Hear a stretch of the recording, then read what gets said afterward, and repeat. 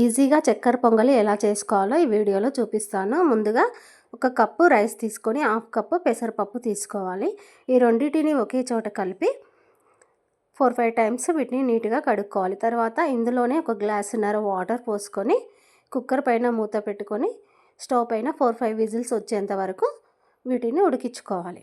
ఈలోపు మనము ఒక బౌల్ తీసుకొని దాంట్లో గ్లాస్ వాటర్ పోసుకొని మనం ఆల్రెడీ బెల్లాన్ని కట్ చేసి పెట్టుకున్నాం కదా, ఆ బెల్లాన్ని ఇందులో వేసుకోవాలి.